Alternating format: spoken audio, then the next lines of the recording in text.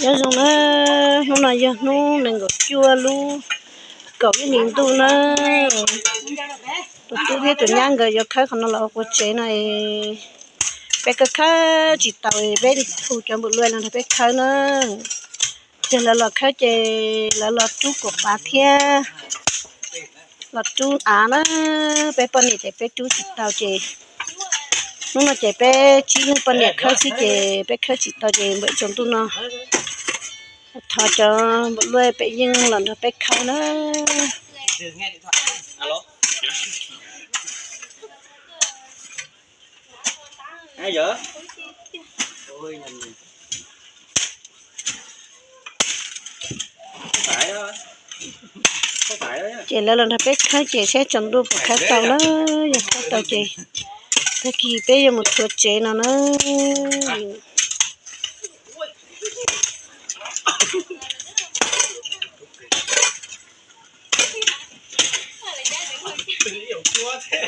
Tao mua rồi hàng thế này rồi.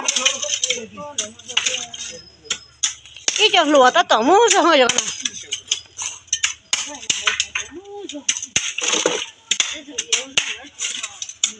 Tao mua rồi cho dùng trồng cũng hiểu.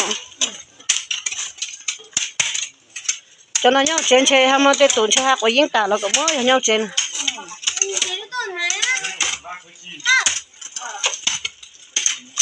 Bây giờ bên này chứ chỉ là những cái bé khơi chỉ tao ôi ya yo tao cao thì tiền lắm rồi nè ôi ông bạn là số nhất số 1 đấy quay phim mà đấy qua đi qua cho có quay đi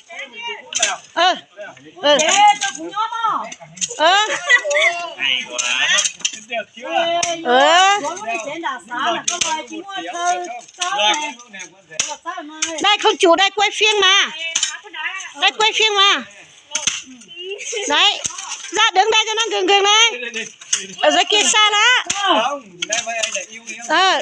yêu nhau rồi bây giờ người kinh lấy người Mông rồi đấy người Mông là vợ người kinh rồi là vợ hai rồi nhá để láng rồi đấy để láng đấy yêu nhau rồi không một tí đây chút một tí đây hôn nhau chưa tí lá cô cho xin tí cô cho xin không được số hộ đâu đưa mà đấy không sao đâu lấy đưa mà lấy được không được nhất trí không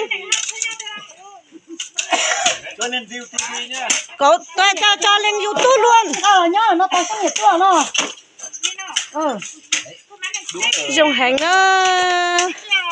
tồn tại chơi nữa chứ mà phân nhiệt chơi nữa vô bé tụi nhá nữa bé tụi nhá có mỏ xía hả nữa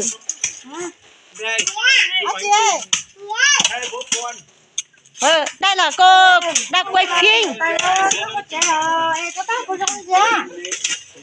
để cô quay phim xong cô mới chụp ảnh đấy đây nóng quá con ơi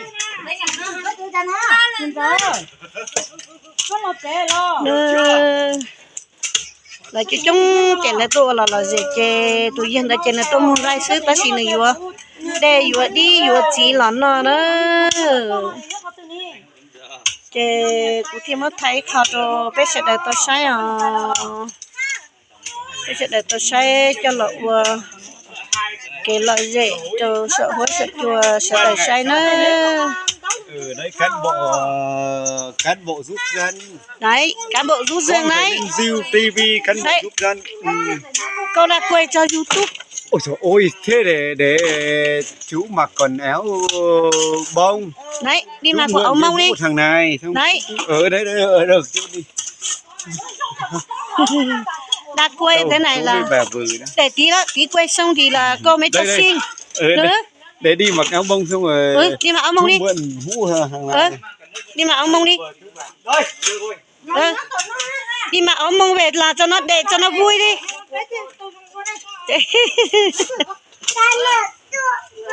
dùng hành đó chả nào này.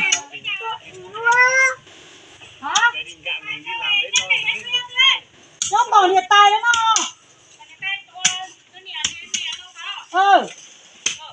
Nhớ tối trong nhà tôi có con đa tua này.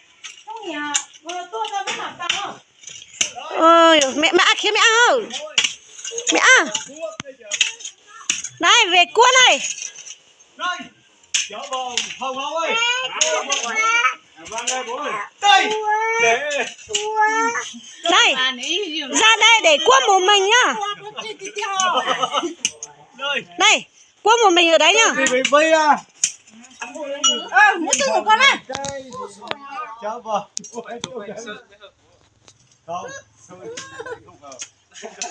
Này.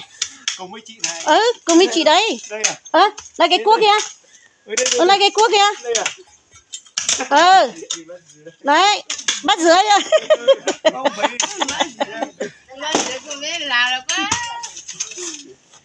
Đấy, nó sắp là vậy người Mông rồi.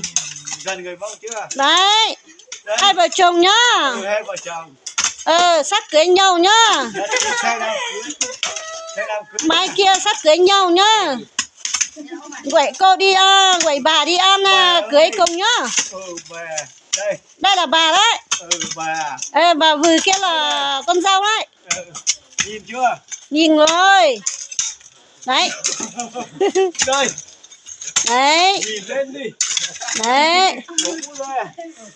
Lên trên nữa nào. Lên trên nữa nào. Thành vợ thành chồng ấy nhỉ? Hai vợ chồng với nhau thật.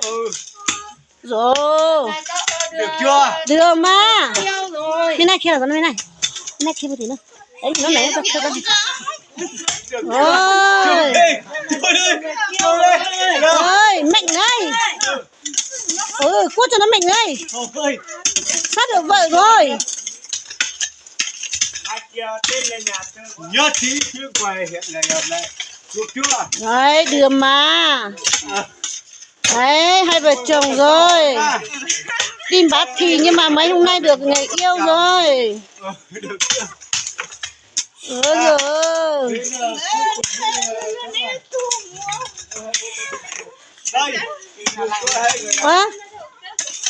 Là quay đấy. Người ta sẽ xí rồi mà. Này. Đây chụp cho hai bố con. Từ từ đó.